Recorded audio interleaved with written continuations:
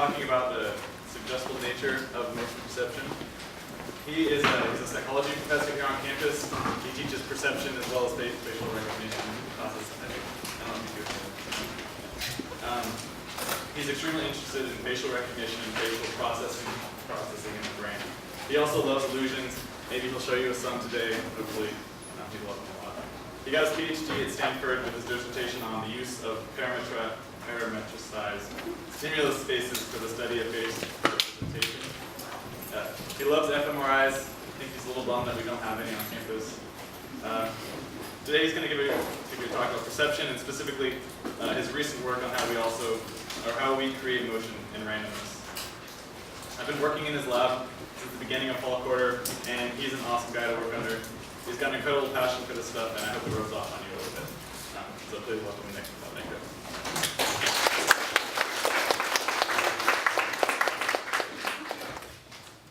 Thanks.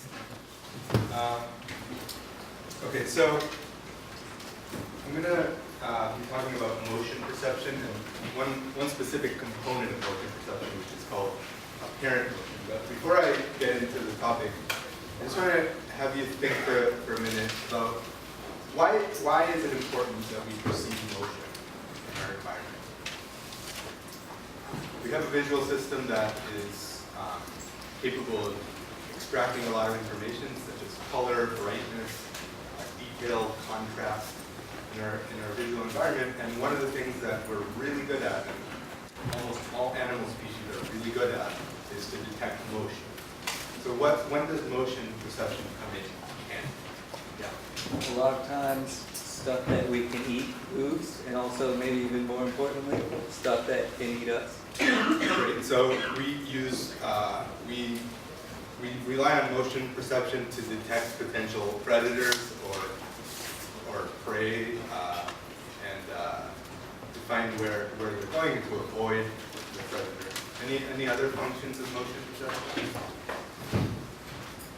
Yeah. We need to use it to catch things that are being thrown in the air. Okay. Catch Interact with moving stimuli in our environment, even if they're not prey or predators. Anything else?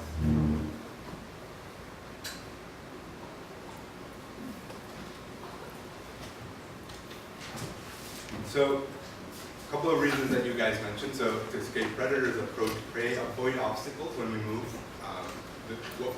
The cues we use to not bump into things are the motion cues that are happening as we move. So, we actually use motion to understand our own path in space.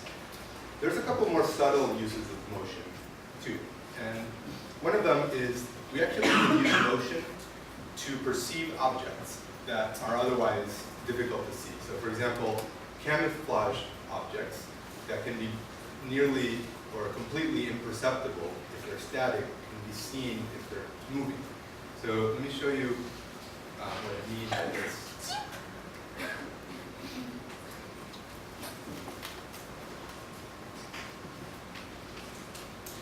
Okay, so suppose I grab this shape over here. And, that's not my okay. You guys see the shape when I move it around this background? Still see it, right? So I'm just moving it. What happens when I stop moving it? How long does it take to disappear? Seconds. About a second, maybe? Half a second? Really, as soon as I stop moving, there's already no cues left that distinguish the figure from the background. So this is an example where motion, and only motion, is the only thing that lets us perceive the figure from the background. Okay, just to give you an idea. Was there a question?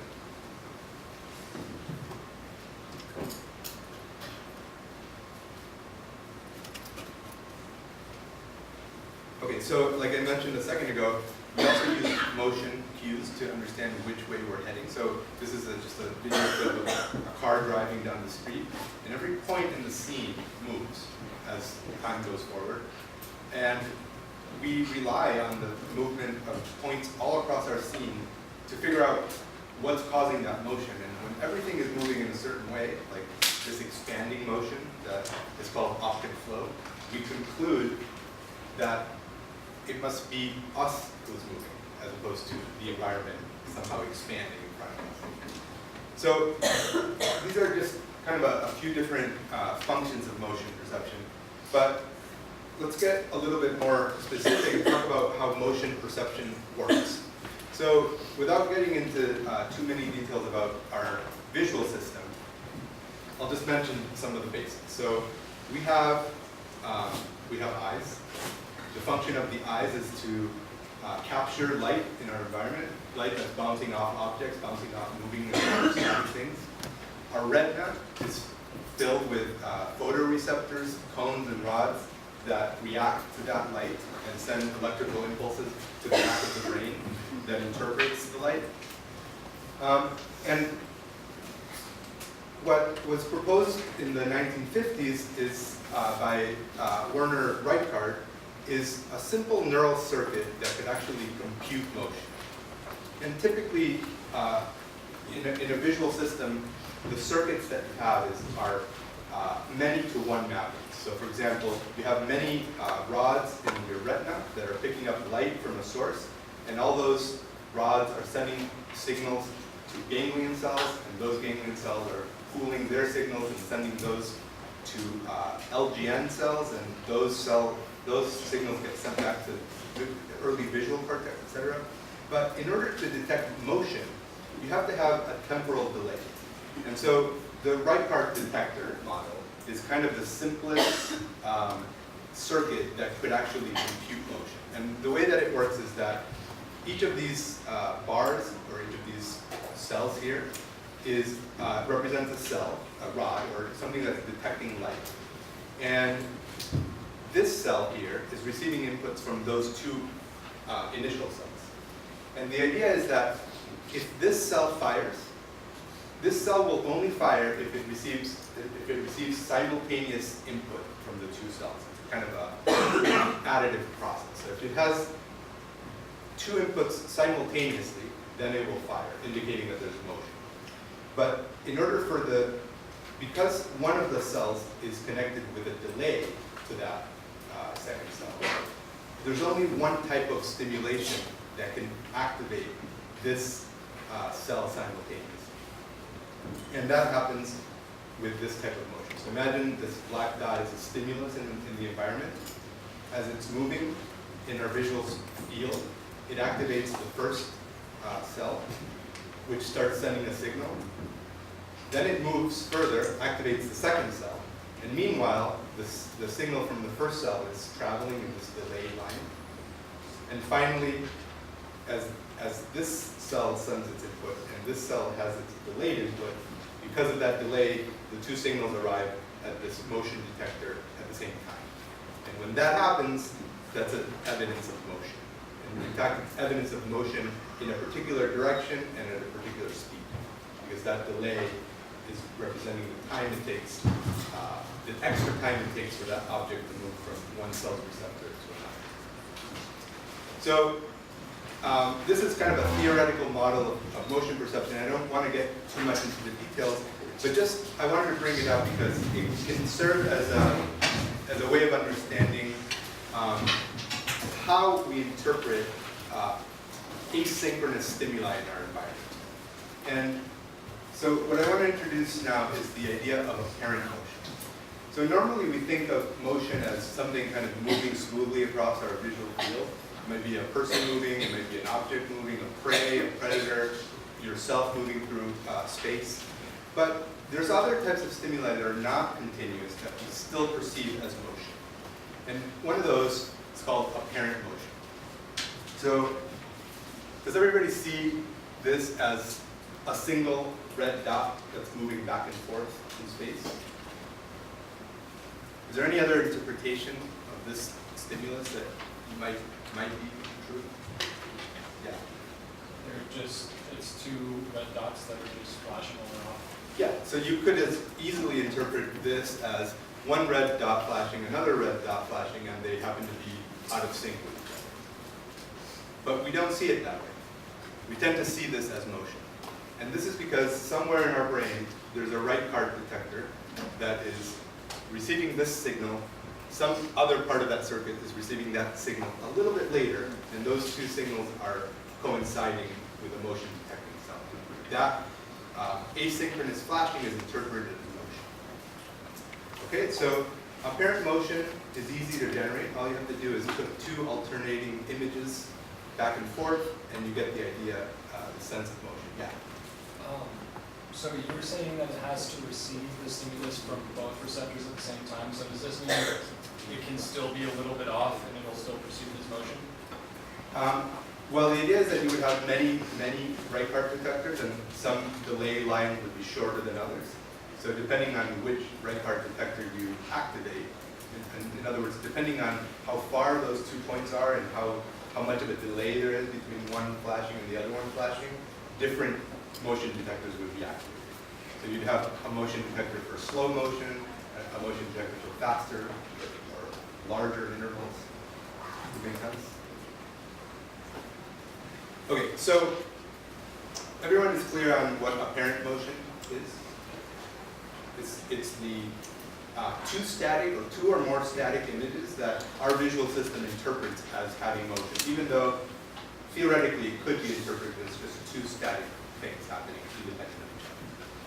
So there are some really interesting properties of apparent motion that have led researchers to investigate it more deeply. And one of them is how we resolve ambiguities. Who sees, raise your hand if you see, these are called apparent motion quartets, and you can perceive them in multiple ways. So raise your hand if you're perceiving up and down motion. Now, raise your hand if you're perceiving left-right motion. Who can perceive both? Who can switch back between the two at will? Who has trouble doing that? Okay, I'll make it a little easier. So let's say I show you these dots. Okay, I've just shrunk the distance, the vertical distance a little bit. Does everybody see up-down motion there? Okay, now I rearrange them this way, and it should be easy to see left-right motion. No? If you don't see left-right motion, all I have to do is this, and then you'll see left. So let's go back to the more ambiguous display. Okay? Now, see if you can just focus on this for about 20 seconds and see if you can manipulate the direction of motion with your mind. So I'll help you the first time, and then you have to do it on your own. So let's start by seeing up and down motion. Okay, so see this dot is moving up and down, and the other one moves down and up. All right. Now let's change direction and go this way. Okay, now let's see if you can do it on your own. So can you raise your hand if you're able to do this and you weren't before? All right. Okay, so Ramachandran and Assis and a lot of other researchers have shown that with your attention, you can resolve ambiguities of apparent motion. And one really interesting kind of follow-up to that finding is that when you make a resolution of an ambiguity somewhere in your visual field, that spreads across the rest of your visual field. So what you have here is a lot of motion quartets, little motion quartets. So if you focus on one of them, let's say these two dots, and say you're seeing left-right motion, you should see left-right motion everywhere here. But if you focus on these dots and you see up and down motion, then that up and down motion should spread to the rest of your visual field. Does everybody experience that? So this is called the spread of foveal information, or the spread of foveal interpretations. Yeah. So I'm having a kind of weird thing happen, and like I'm seeing a circular motion in a way. Oh yeah, that's absolutely possible. Let me go back to the initial case. So, can anybody else see rotating motion? It's harder. It might help if I kind of move the thing along like this. Okay, so this could be kind of a thing that's rotating like this. Yeah. Okay, so if that happens here, so if you interpret a local quartet here as being rotating, you should also see everything in the visual field as rotating. A little harder, but yeah. Are there exceptions to that? Like where people can see both, like up and down and side to side in the same thing there? No. It's a bistable percept, so you have generally either perceive one motion or the other. It can change from, after one frame to the next frame. You can see downward motion, and then you can see horizontal, and then upward and horizontal. But you can't simultaneously interpret the two dots appearing and disappearing as both moving up and to the side. But I mean like separate sections of like a bigger one. Oh. Because if I stare at the center long enough, I can see the top strip going back and forth, but the side going on again. Oh yes. That is possible.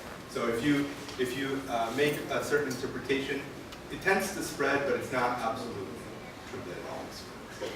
Yeah. Are there conditions such, I mean, the way you're speaking, it sounds like it's pretty universal, but are there conditions like well-established, something neurological or some conditions where you couldn't see certain kinds of apparent motion? Maybe people who had been in accidents or strokes. Yes. So there are general deficits of motion perception. So there's a region in the temporal cortex called MT, or middle temporal region that is dedicated to motion processing. And if you have damage to that region, you tend to see the world as kind of static. Things change, but you don't see them moving. And people who have that kind of disorder would probably have a lot of trouble interpreting apparent motion. In terms of which sort of how that would constrain different interpretations, I'm not sure. Okay, so this is one concept that a local interpretation tends to spread globally. The other concept is that apparent motion is relatively insensitive to low-level features of a stimulus.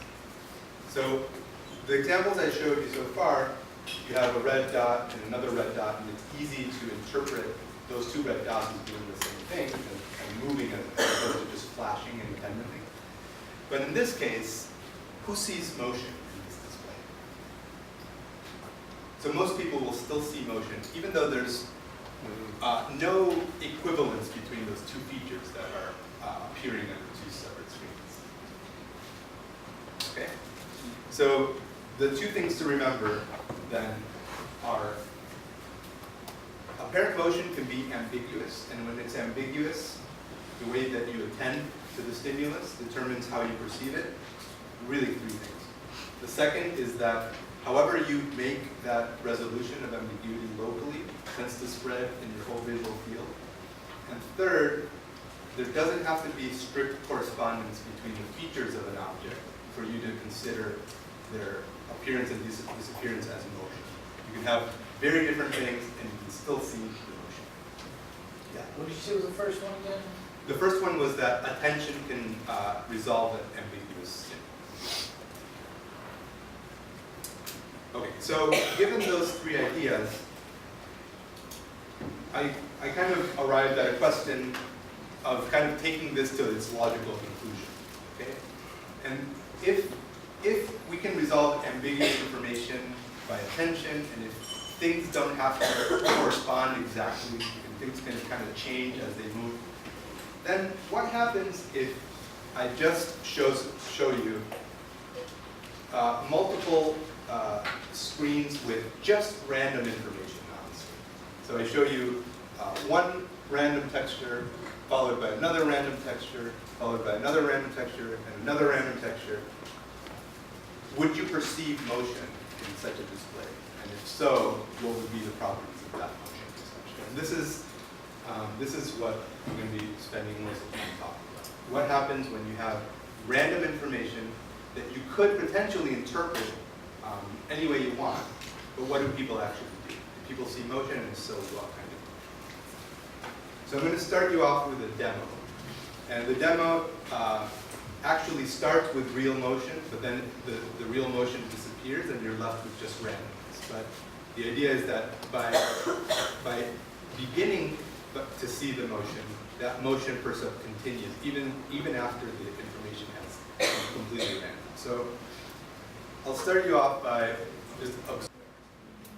Okay, so let me start you again. Let me actually talk through this and hopefully get more people to see it. So just listen to the, or just up, down, up, down, up, down, up, down, up, down, up, down, up, down, up, down. Is everybody seeing what I'm saying? Mhm. Okay, so the great majority of the time that I was saying that, it was random.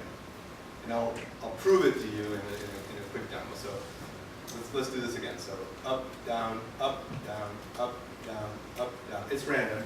So I can just say right, left, right, left, right, left. Okay? So this is the concept. And then I'm going to show you some studies that we did in my lab to investigate this scientifically and not just as a kind of demonstration. So any questions so far? So the studies I'm going to show you, present to you are, we call this phenomenon motion pareidolia. Pareidolia is a word that means the tendency to see meaningful things in otherwise random patterns. So one famous examples are when you see faces in clouds or faces in some patterns, or you see Jesus Christ on a piece of toast, or other such visions like that. So motion pareidolia is kind of an analogous idea, which is that given a random set of textures, you can impose your own motion construction on that randomness. And the studies that I'm going to present were done in collaboration with Jake Smith and Yiram Chong, both undergrads here who worked in my lab in the last couple of years, as well as a lot of other research assistants who helped to collect data. So I'm going to talk about 3 studies. One is the idea of persistence, and that's kind of like a demo I showed you, which is that when you entrain a certain motion pattern, people continue to perceive it even after it's not there. Study 2 is on false detection, that I'll explain later. And then in study 3, we actually designed a study to explore possible mechanisms, or how our visual system is doing this and why, and what are the constraints. So let me start by showing you what study 1 was like. So participants came into the lab. Most of these participants are students in Psych 1, so some of you may have taken Psych 1, and as part of the course you're required to participate as subjects in studies. So these were naive participants, didn't know what they were about to do.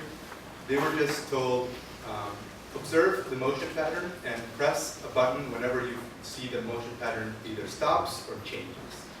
And I'm going to show you a quick demo of what a trial looked like for subjects.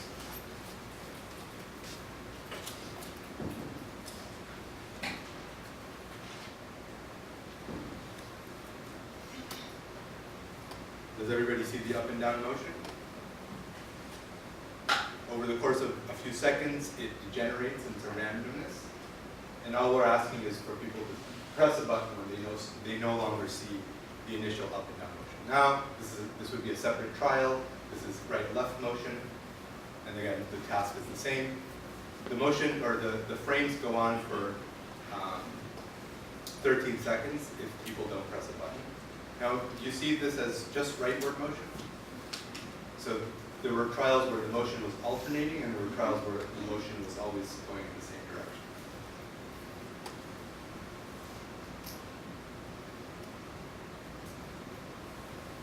So here are some details about the study. We ran 29 UCSC undergraduates. Each person completed 160 trials. And each trial started with one of these types of motions that was generated by a fixed texture, just moving up and down and moving right side to side. And we increased the noise gradually in this case. So on each subsequent frame, we increased the percentage of pixels that were randomized. So initially, the whole texture was just moving up and down, but by the frame 3, 10% of the pixels were randomized. By frame 4, 20% of the pixels, and by frame 13 or frame 12 in one case, all of the pixels were random. And in another case, by the 20th frame, all of the pixels were random. So gradually, the displays became more random, and people's task again was just to press when the motion stopped. So the way I'm going to show you the results is the distribution of response times averaged across all of the observers. Okay, so in this graph, the x-axis represents the number of frames. The y-axis represents the proportion of responses that fell during each one of those frames. And this dotted line represents when the motion inducer stopped. In other words, everything to the right of this line is just randomness. So can I ask someone, where do you expect the responses to fall? Yeah. So you may be not a lot of responses before, and maybe there's a peak just after that line, and then they would fall. Okay, so let me show you what the actual response distribution looks like.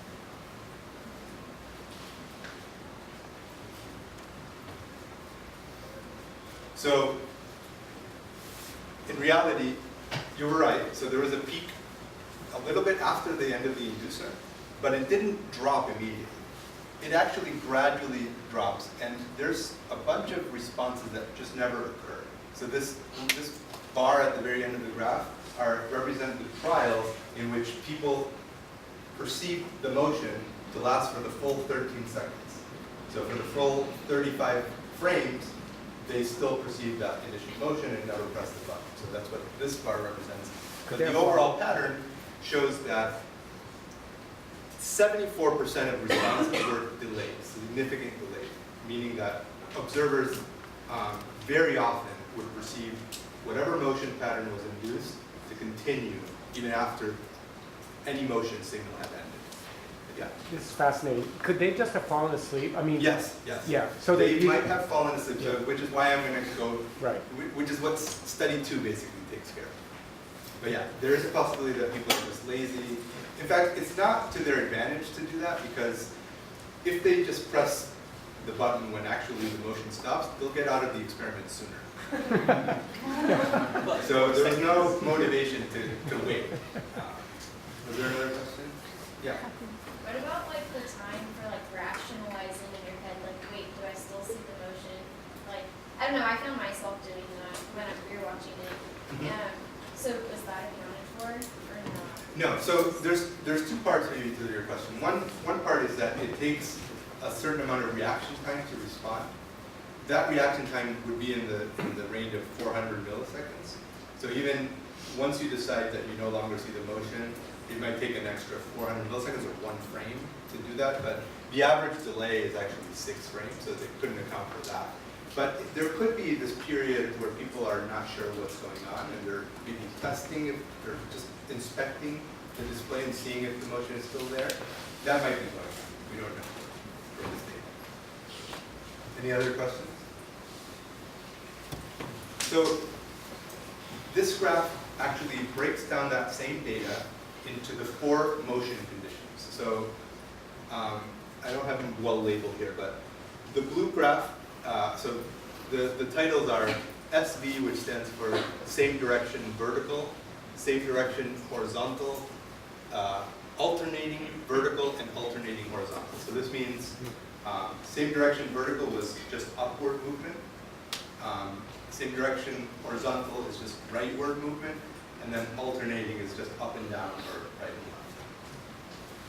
And I don't know if you can tell any differences across conditions. Can you tell if there's anything different about one set of conditions versus another? Yeah. The same direction horizontal has a lot less people who never pushed it than the different direction vertical. Yes. So In fact, there's two main effects here, and we're going to see these again and again. So there's two main effects. One is that when the motion goes in the same direction, whether it's horizontal or vertical, there's fewer occasions where people fail to press the button than in the conditions where the motion is alternating. So that, we call that the alternating bias. And then there's another effect, which is that vertical conditions were more likely to result in no responses than horizontal motion conditions. And that we call the vertical bias. So there's an alternating bias and a vertical bias. And those are two independent main effects that we'll see again. Okay, so to summarize those results, on average, 74% of responses were delayed. The median response lag across observers was 5.3 frames, meaning that the typical observer would wait at least 5 frames after the motion had stopped before they responded. And 25 out of 29 participants reported some significant amount of lag or delay.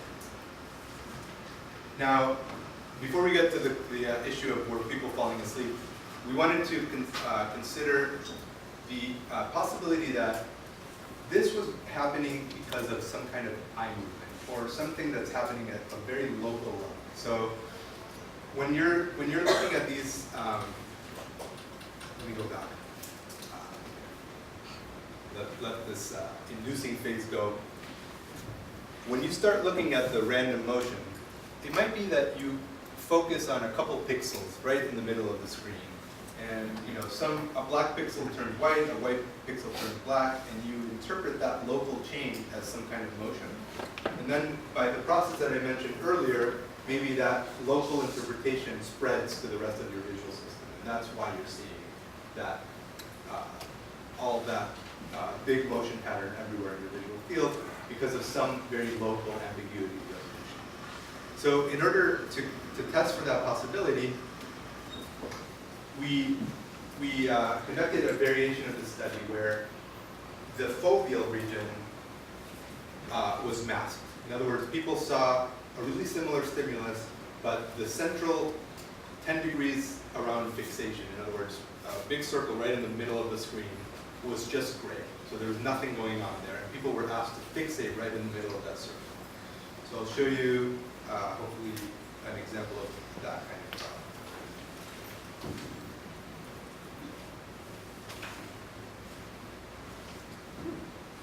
Okay, so in this case, people were staring right at this green dot in the middle of the screen. There was no information going on right around the fovea, right around the center of fixation. And what do you think the results are going to be? What do you see when you see this? Yeah. Do I think detector quicker? So they would notice that the motion stops quicker? Yeah. Maybe. We'll see. Actually, no. The answer is no. But actually, we changed something else in the paradigm, which is that in the first study, the motion became random gradually. But in this study, it happened instantaneously. So after the 8th frame, it was automatically random. So in other words, motion would start, let's say, up and down for 8 frames. It was a little bit noisy, meaning that 20% of the pixels were random.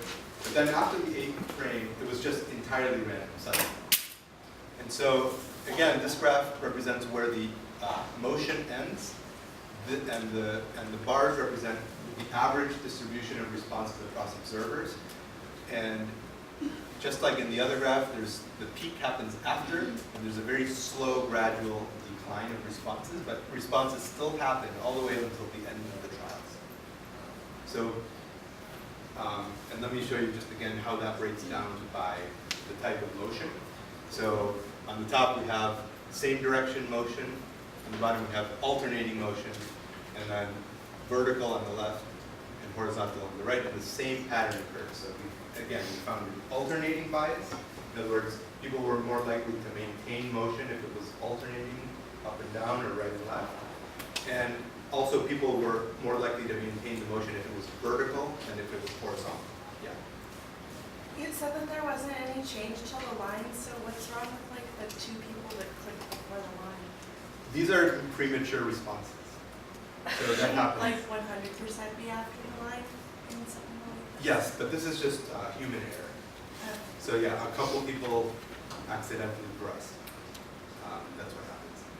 Or they fail to see the motion. It's possible. Not everybody is equally good at detecting motion with different amounts of noise. Any other questions? So in this case, actually, because we changed the motion to randomness suddenly, the data looked much more striking, actually. 98% of responses were delayed.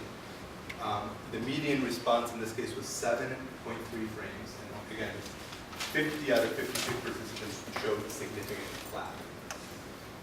So to summarize study 1, yeah. Is it possible to improve your motion detection? It is possible to improve your motion detection, generally. Practice? Yes. But do you mean in the context of this task or just generally? Just generally. Yes. Yes. There's training studies that people show improvement over time, so they're able to detect smaller motion or faster motion in training. Yeah. To add on to that, so had the students learned maybe about this apparent motion or learned about it and then done the test, would it have been different? Would they have been like biased? It's possible. It's possible. And in fact, there may be some bias that builds up over the course of the study itself. So something I'm planning to do in the future is to bring people in and have them just do one file. Show them a display and have them just tell me what they see with no previous experience and no follow-up experience. See what happens in just one trial. So like I said, the participants were naive, but it's possible that after 10 minutes of doing this task, you develop some expectation that motion is supposed to continue or yeah. Well, to kind of answer that, I was like one of the people who did the trial, and like after learning about it, I like detect it a lot quicker. So Detect what a lot quicker? like like I did that before, you know, like I was in the trial, Yeah. and after learning about it, I could see that You can see the motion. like, or I could see that it turned random quicker. Oh, okay, okay. So it's interesting because even people who are absolute experts at this, like myself, or members in my lab, who've either run the study many times or just stared at these stimuli, you can convince yourself of whatever, pretty much whatever you want to see. So if you want to see motion, you generally will see motion, and if you don't, you won't. But depending on the task and the specific instructions, that might bias people one way or another. But actually, what I just said is not quite true. You can't see whatever you want, and I'll talk about those constraints. Yeah? What do you think accounts for the differences in people's ability to detect motion? Across different people? Yeah. We don't really know. So it could be differences in the visual acuity. It could be differences in visual short-term memory. Because in order to detect actual movement from one frame to the next, you have to have some stored representation of the previous frame so that you can compare the current frame and detect if it's in some sense equal to the previous frame but shifted in some way. And there are limits on that ability. So if you take a random array, in this case the pixels were 100, or the displays were 140 by 140 pixels that shifted by 4 pixels. But if you shift the whole display by 10 pixels, nobody can see motion. So even when it's 100% coherent motion, you can't see it because you can't do that correspondence across that many pixels. So I suspect that the individual differences have to do with differences in short-term memory, visual memory. Did you see any differences in regards to like gender or cultural background or race? We haven't looked for those differences, but they might. That's a good question. Okay. So we've shown now, so let me just quickly summarize. So from the 2 versions of study 1, we showed that if you entrain people to see a certain motion pattern, they will report that that motion continues, even when what they're seeing is actually totally random. And it doesn't matter if you obscure the central part of the visual field or not. So it doesn't seem to depend on a very local process of ambiguity resolution. It can happen even if the whole center of your visual field. Let's address Rasmus' question, which is are people just being biased? Are people just having some expectation that they're supposed to wait to respond, or maybe people are falling asleep and we're just catching their responses when they wake up? So to do this, we developed a more objective task. And this objective task was a motion detection task.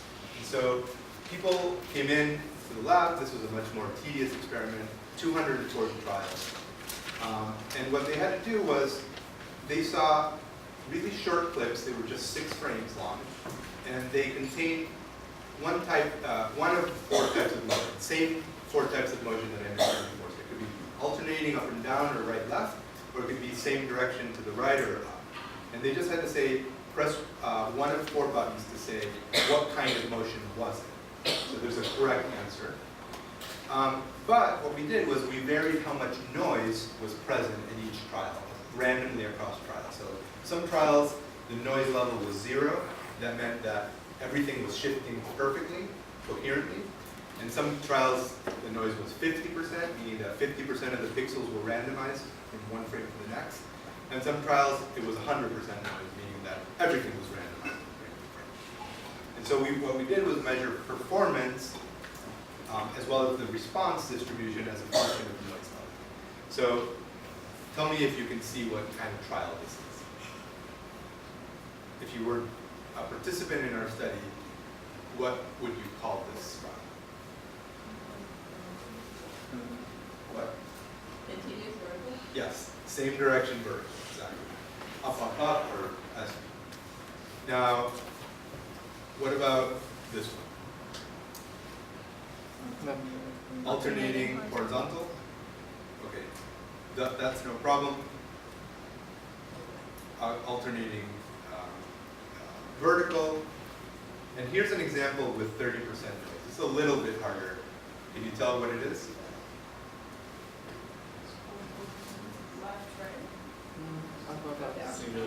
Let me quickly poll the class. So who sees left-right alternating? Raise your hand. Who sees up-down alternating? Who sees rightward only? Who sees upward only? You guys are correct. So many people said they saw alternating up and down. That's your mind playing tricks on you. The actual motion is just up, but there's 30% noise. So we did that on purpose so that people would start making mistakes. And we're going to track performance as a function of noise. By the way, this is 100% noise. In that case, there is no correct answer in this study. But people were allowed to say that they don't know. So we're going to track don't know responses as well. Yeah? I don't know if you already said this or not, but do you like track like sleep levels of people? No. Because I'm tired of shit right now. I'm seeing everything just going like that, so I don't know if that has something to do with it, but.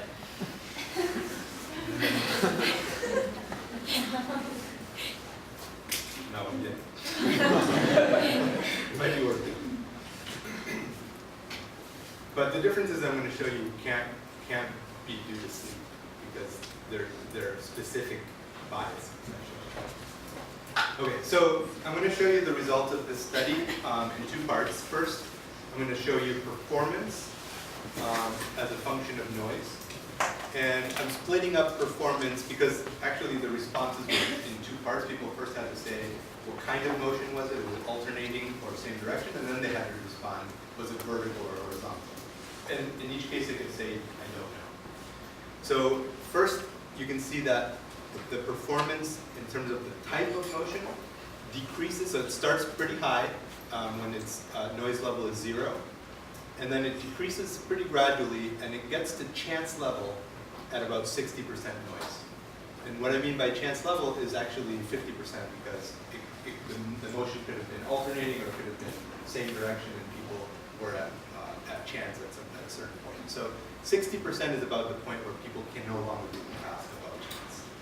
And that coincides pretty closely with the performance on the direction. The direction again was, is it vertical or is it horizontal? And people do really, really well with zero noise and the performance gradually drops. Okay?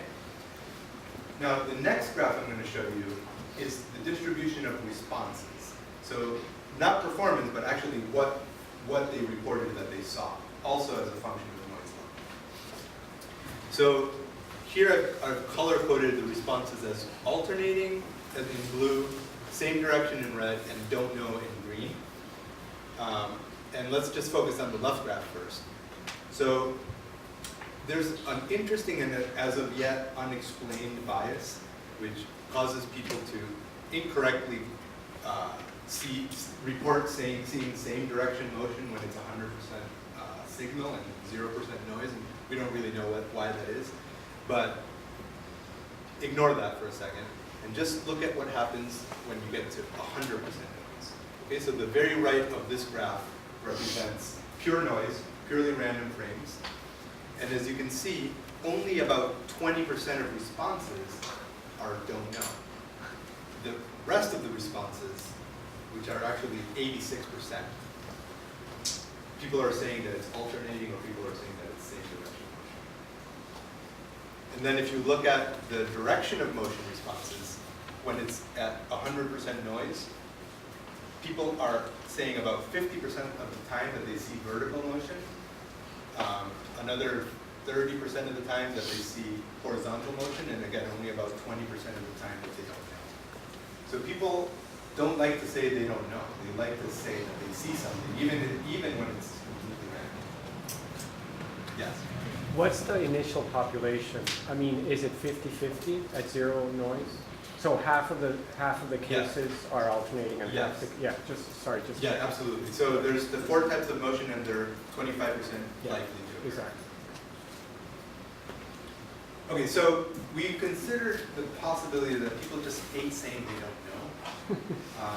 And so instead of giving people the don't know option, we gave them a 5th button to press. So we changed this task a little bit, and after each 6-frame sequence, we just presented people with this kind of response, and they had to say, was the motion to the right, was it up, was it left, right, was it up, down, or was it random?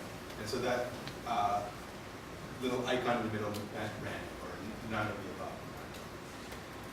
So first I'll show you the performance as a function of noise, and then in this variation we only had 3 noise levels, or 4 noise levels. So it was 0 noise, in which performance is very high, 33% noise, in which performance is still relatively high,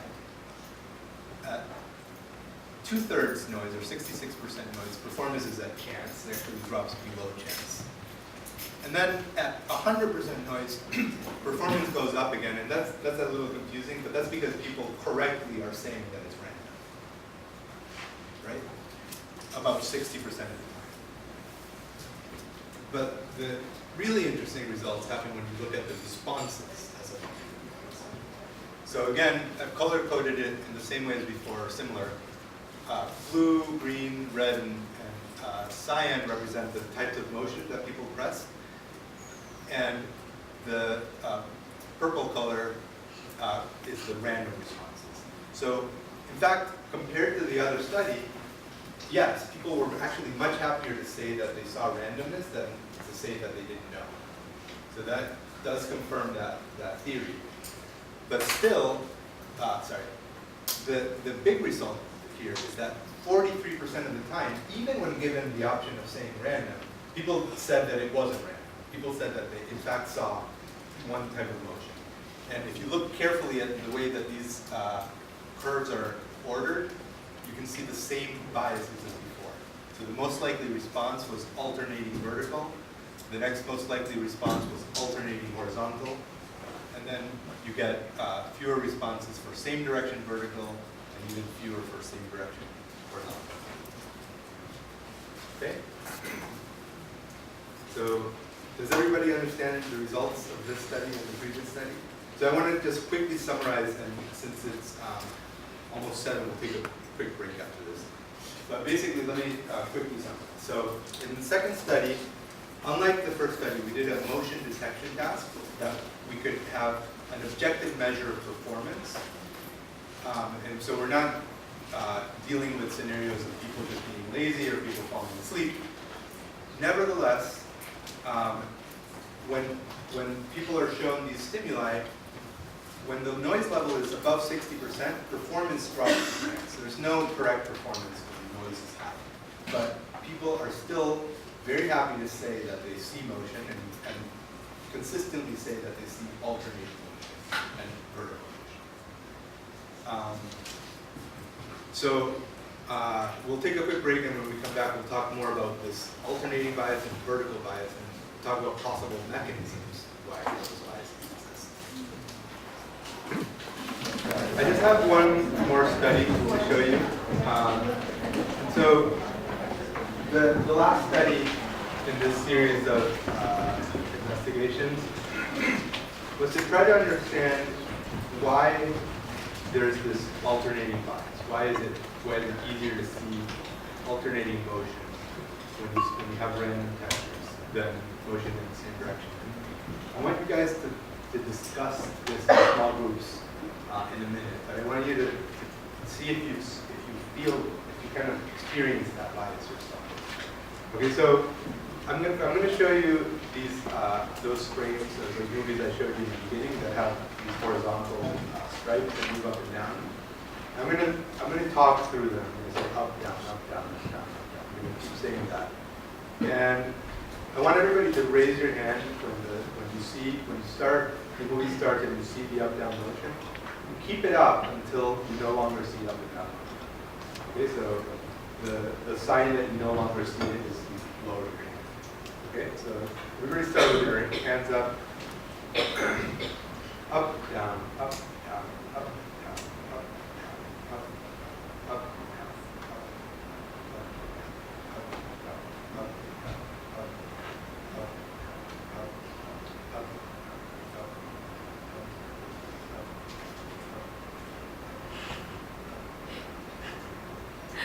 there's only like a handful of you guys. Good job. Okay. Now, the same thing. Raise your hand. This is up motion. Up, up, up, up, up, up,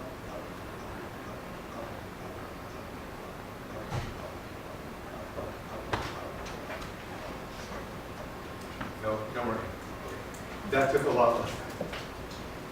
Did everybody experience that to some degree? Up, down motion, you can kind of maintain it for a while. Up motion only, kind of fades after a while, or fades fast. So what I'd like you to do is I'm going to just leave this up and now for a few minutes. This is just random textures, one after the other, no coherence at all, purely random, 100% noise. You can see kind of a little bit what you want to see. So if I say up, down, you'll see that. They say right, left, right, left, right. You can see that. And what I'd like you to do is just get into small groups of maybe like 4 to 6 people and look at this for a while and talk to each other about what you see, what's easier to see, what's harder to see. You experience alternating bias, experience vertical bias, and just generally, what kind of motion are you able to see? What kind of motion? Okay, so can you guys do that? Does everybody get a chance to look at this, discuss what you can see and what you can't see? So would somebody in each group kind of tell me what people in the group reported and if there's any good senses? Maybe starting over here. A couple of us saw diagonals Okay. going, and then I think some saw circles. I think it was like easiest to pick up the vertical and the biases, but then like when you focus on it, you can kind of see it anything. You can see almost everything. Great. What about that group over there? We also noticed the sort of diagonal movement, and we all said that we saw the vertical bias. And then, I don't know, we were just messing with it. We like turned our heads sideways and noticed that we then noticed it going this way more, but that's because when you're like this, it's technically vertical, but it's like horizontal on the screen. Okay. Did you experience the alternating bias too? Yes. Yeah. Definitely. Okay. What about you guys? Two of us actually agreed that we saw it alternating up and down, but different on different sides, so Okay. it's not going like that. So that would be like shear motion? Who Yeah. saw this? Or this? Okay. And you guys? There may be multiple groups over I guess, I feel like I can just make this thing do whatever I want it to. I can put it in any direction I feel like. there. Can you make it go up, up, up, up without stop? I think so. Yeah. Yeah. I can make it do it, but only in the periphery, not in the center. I don't know why. Okay. Huh. It is easier in the periphery. Yeah. I don't know what that's about. How do you test if it's easier in the periphery?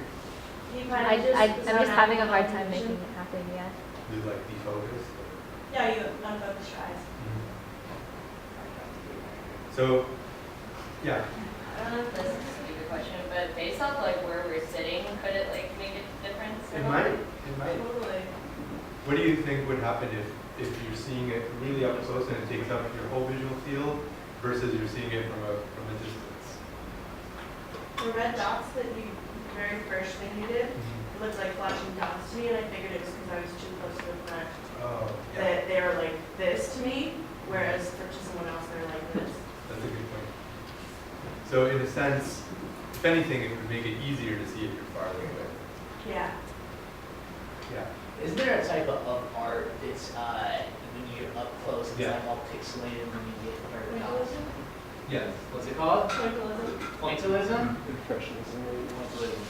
Yes. And there's also My like point is, but there's also interesting visual illusions of that type. So we create an image that combines high frequency information from one image on top of low frequency information from a different image.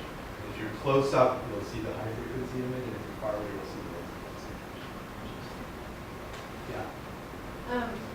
We all agreed, us three, that we have like a vertical bias, Uh-huh. and we're thinking it was caused by like, we're very used to like horizontal movement in our life, like everyone moving on like the x-axis, you know, but it's like, it's eye-catching to see something that's like up and down, because like, we don't really move in that way. What do people think of that? Yeah. I was thinking that evolutionarily it's more important and there's a stronger selective drive to see up and down because that has to do with objects coming towards you in a way. And if something is going across your frame of vision and passing you by and not paying attention to you, It's an interesting question. there's no advantage or disadvantage to how well you see their motion. Is it true that if something is coming toward you, it tends to go up and down in your visual field rather than left and right? Well, yeah, because it's bigger. It gets bigger, but that's kind of expanding in all directions. Yeah. And I would also say that if it's coming towards you, like selectively, it's almost kind of too late. Like, you know, like, Speaking of coming toward you, did anybody see this kind of motion, like expanding and contracting motion? yeah, I just So can you see that? I just see it waving. It's like waving back and forth. Did anybody did any groups have a different? The edges, like just looking at the edges, it kind of looks like it's separate. You know, so Looks like it. like it's separate. Like if you look at the edges, it looks like it's doing like a circular motion. But then like if I look at the center, it looks like more like the sheath or whatever you're saying. Oh, I see.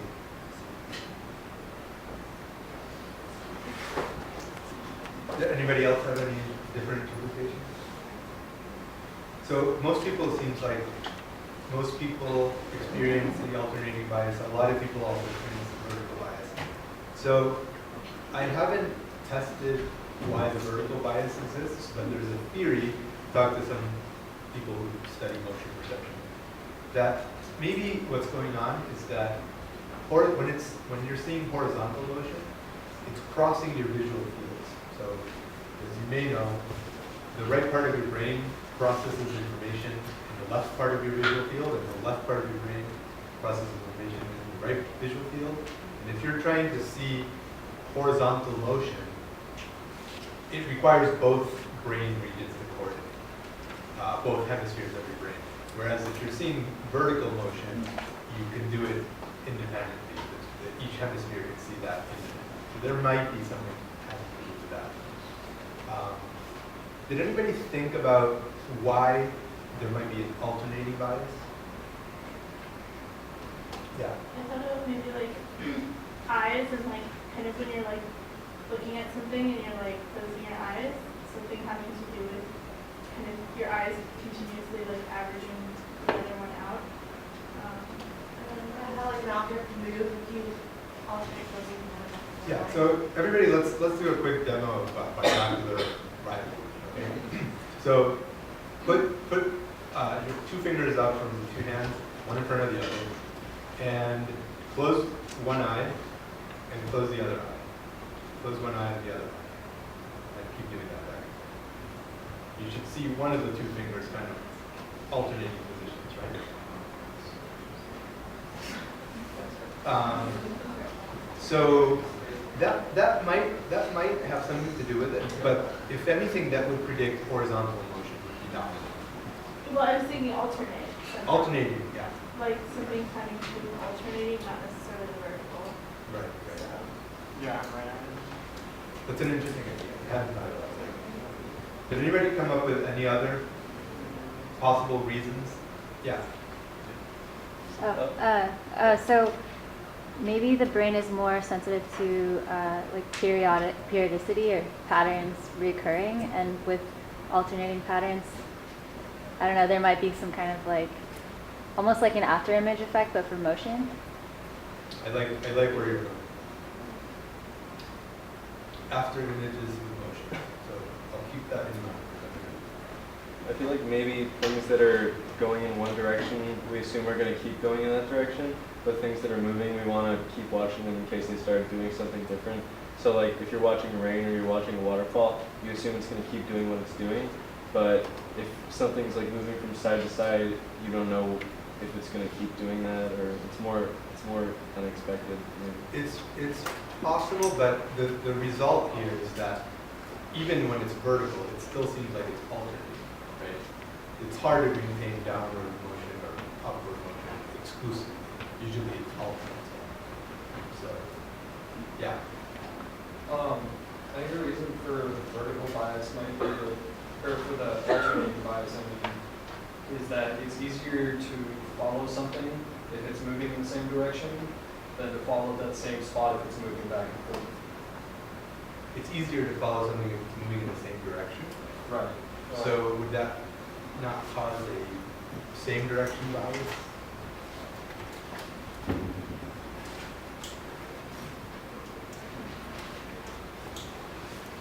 But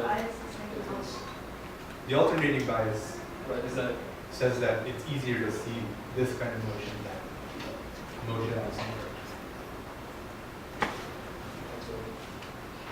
Yeah. I think it might have something to do with gravity, or the fact that we're walking and we are bouncing to some extent.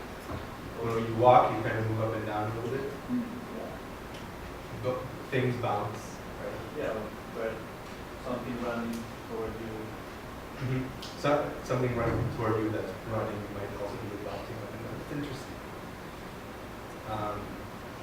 Okay. Let me consider one idea first, which is this after image or after effect.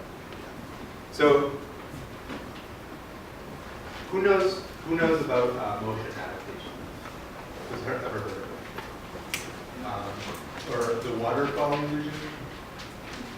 Okay, so I'll give you a quick demo of this.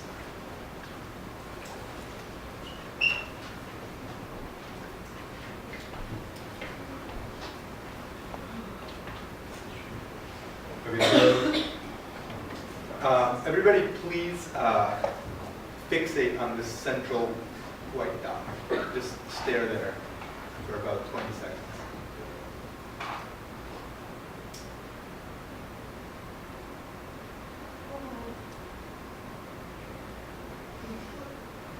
Okay, when it stopped, did everybody see kind of the things drifting out back in the opposite direction?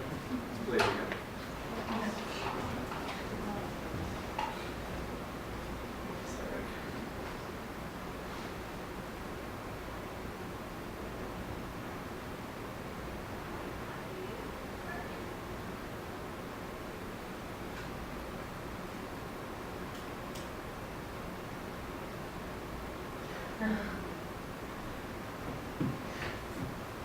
Did everybody see the drift? That drift is called motion after effect. And it's a very basic process. It happens at multiple levels in your visual system. And it happens even in the early visual cortex. So when neurons are perceiving a certain type of motion, neurons that are sensitive to that motion, they become fatigued over time. And when the motion stops, that fatigue actually reduces the base rate at which that neuron. So how would that apply to our case of this apparent motion phenomenon? How could that be? Is that related in some way to the alternating bias? Yeah. Because the pixels are only black and white, like when a black moves to a white or a white moves to a black, it kind of gives it this like shifting back kind of. I don't know how to explain it, but it has to the black shifting to the white. Okay. Any other relationships there? Okay, so imagine, let's see. Let's go back to this. So imagine in certain frame you see up motion just by chance. Okay, so like right now you saw upward motion. And suppose that in just that one frame that you saw upward motion, you adapted to that motion. And so you're just more likely to see downward motion on the next frame. Does that make sense as a possible explanation? Whatever you see, you become kind of adapted to immediately, and then the next thing, all else being equal, you're going to interpret it as being the opposite, which is something. So that's one possibility. So this is one possible explanation, that it's a short-term motion adaptation. And you had actually brought up a different idea, which is having to do with the edges. So could you say that? I was just saying that with the same direction motion, you'd be tracking a specific point going up, but eventually that point moves beyond the frame, and then you go back to a new point to track, but at that point it's just noise. Yeah, so that's a really good observation. So suppose you were trying to imagine just upward motion, okay?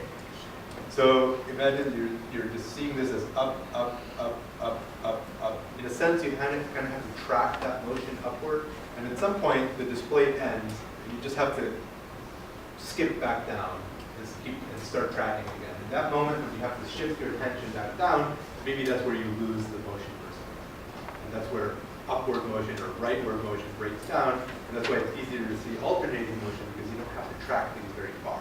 You just track them up and track them down, and you can always stay in the same display area. Does that make sense? Yeah. So that made sense to me too. That's what I thought was going on. But we actually did an experiment to test this. And the experiment we did was actually to see whether if you get rid of this boundary problem, if you get rid of the alternating bias also. So in order to get rid of the boundary issue, we decided to test a circular display. Okay? So in this case, the motion is not going to be up and down or right and left anymore. It's going to be rotational motion. We're going to simulate rotating motion. So imagine now that you have motion that rotates to the right, or motion that rotates to the left, counterclockwise, or that you have motion that alternates back and forth. If you're tracking the motion around this ring, you're never going to run into a boundary, right? You're never going to run into a situation where you have to leave the display and then jump back down and track the motion again somewhere else. You can always just track it around the circle.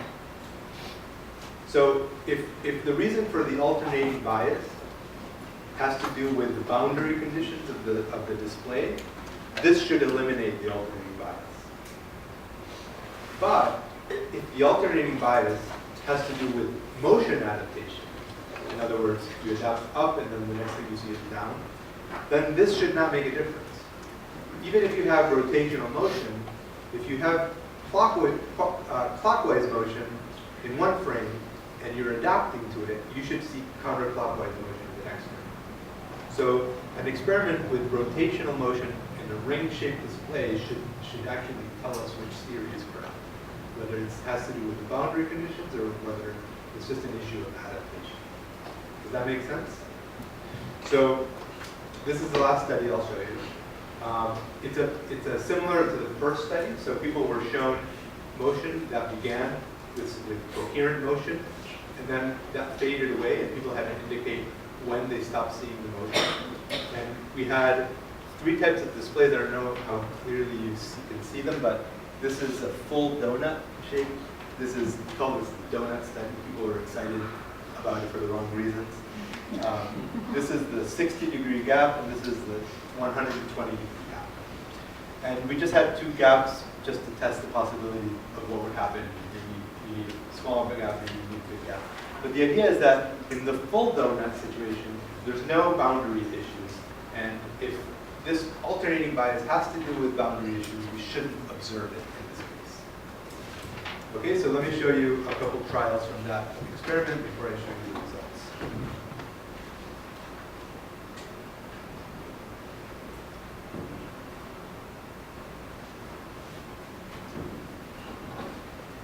Everybody see alternating motion?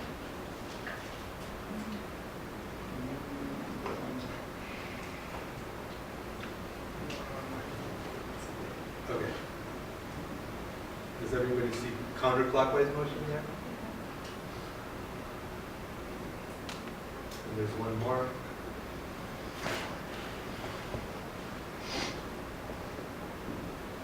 Clockwise motion.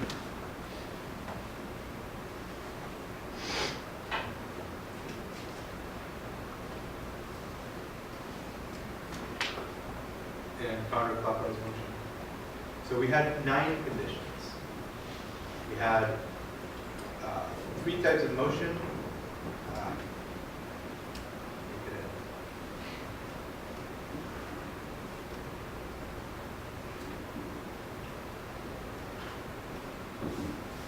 So we had 3 types of shapes, 3 types of canvas shapes, and 3 types of motion. 3 types of motion were clockwise, counterclockwise, and alternating clockwise, counterclockwise, and crossed with the 3 different shapes. Okay, so first I'll show you the overall data, the overall responses. Again, the end of the inducer happened after 12 frames, but the people's responses were delayed, and there were a lot of responses that just never happened. So people were able to see this illusory motion in this rotating case just as well as they did when it was up and down or left and right. But the interesting results happens when we break it down by condition. So on the x-axis are the 3 different shapes, and then the colors are alternating motion, clockwise and counterclockwise. So first I'll show you the results for the 2 gap conditions. And this, what I'm plotting is the proportion of no response trials. So on average, people 30% of the time did not respond, indicating that they perceived motion through the end of the trial. More times when it was alternating than when it was either clockwise or counterclockwise. Okay? So the same alternating bias exists when the shape is a partial donut, which has boundary conditions. So the really interesting question is what happens when the display area is a full donut. So who thinks it's going to show the same pattern as the other 2 conditions? Who thinks it's not going to show the same? You guys have. Okay, so the answer is that the pattern is different. In fact, there's no alternating bias when the shape is a full donut. So let me break down again what that means. When you're looking at random pixels changing in a ring shape, you can just as easily imagine clockwise motion that continues to go clockwise forever, counterclockwise motion that continues to go counterclockwise, or alternating motion that goes back and forth. And there's no bias to see alternating motion. When there is a gap, then that bias exists. So what does this mean regarding our two possible theories of why there's an alternating bias?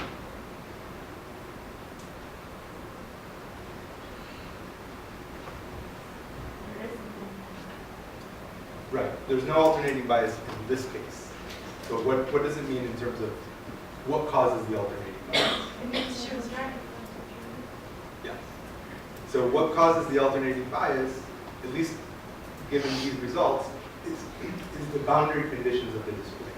And if you create a circular display that eliminates boundaries, there's no alternating bias anymore, which suggests this effect, or the alternating bias, is not due to adaptation. Instead, it's due to the difficulty of maintaining motion through boundaries or across boundaries. Does everybody understand that? Was that clear? Okay. So we were very happy with this result because it actually gave us a possible mechanism. And this is just a summary. What we think is going on, just to kind of give you a very broad theory of this type of effect, and then I'll bring it back to just generally motion perception, is that for some reason that we still haven't figured out yet, we are very biased to make coherence out of randomness. So when we see things changing randomly, we want to impose structure on it. And so we grab onto whatever we see that has any kind of pattern, and we just accept that that's a pattern that exists. So when you're seeing these random pixels changing, if you see maybe a cluster of pixels that seems to match from one frame to the next as an upward movement, you're going to grab onto that and just interpret that whole thing as being motion. Yeah? Does that kind of thing, can that extend to other processes of memory too? Because I know with memory, when like if you're with people, like somebody has amnesia or something, if you give them like two things that don't make sense together, like they create some kind of fabricated story to make sense of what their experience is. So yeah. Does this like just replicate out into other parts of the brain? I think that's true, and there's a lot of examples in just within vision itself that we complete patterns. Right, so does everybody know about the blind spot in your visual field? So if you close one eye and you're looking at something, then if you put something to the same side as your eye at about 10 degrees away in your visual field, the thing will disappear. We have a blind spot in our vision in each of our two eyes because of the part of your retina that's dedicated to sending signals to the back of the brain. What we do automatically, without thinking about it, is we fill in that blind spot. We don't walk around and see the environment is complete, and we fill in what's missing. And I think you're right. I think something really similar to that is going on in motion perception. If we have some evidence of motion, we're going to kind of expand that and interpret everything that could be motion as motion. And the interesting thing is, as follow-up studies are, what are the constraints of this? Why do some people only see vertical motion and some people only see horizontal motion? Why is it easy for some people to see whatever they want, and for some people it's kind of this shearing motion and that's all they're able to see? So we have a lot of further questions to ask, and just generally to understand why our motion perception system is so easily tricked into seeing motion when there's not. And that's actually where I want to